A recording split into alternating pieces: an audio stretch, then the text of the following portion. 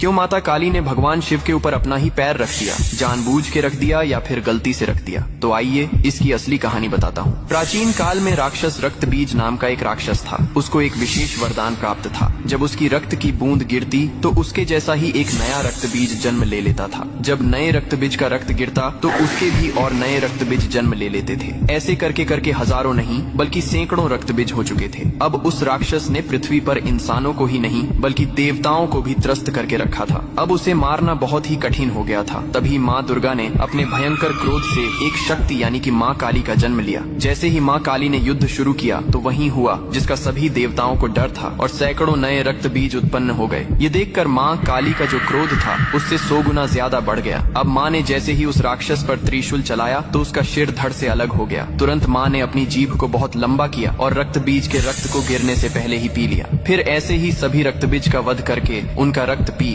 कर उनका क्रोध अब 100 गुना से 200 गुना बढ़ गया था। धरती कांपने लगी थी, समुद्र मथने लगे थे, देवता भयभीत होकर इधर उधर भागने लगे थे। तब देवताओं ने भगवान शिव से प्रार्थना की, हे महादेव, आप ही माता काली के संताप को शांत कर सकते हैं। शिव ने देवताओं की पुकार सुनी और माँ काली के सामने युद्ध भूमि में पहुंच गए। लेकिन माँ अपने तांडव में इतनी लीन थीं कि उन्होंने शिव को भी नहीं देखा। तभी भगवान शिव ने स्वयं माता के चरणों में लेट गए। जैसे ही माँ काली का पैर अनजाने में शिव के सीने पर पड़ा, तुरंत उनका क्रोध शांत हो गया। उन्होंने नीचे देखा तो अपने प्रिय पति शिव थे। यह देखकर उनकी जीभ शर्मिंदगी से बाहर निकल आई। इसके बाद शिव ने मुस्कुराते हुए कहा, हे माँ, तुम्हारा यह रूप सृष्टि के संतुलन के लिए था, लेकिन यह रूप अब धरती पर बहुत धाम धूम से पूजा जाएगा। यही कारण है कि तस्वीर में और मूर्तियों में माँ काली को शिवजी पर खड़े हुए दिखाया जाता है।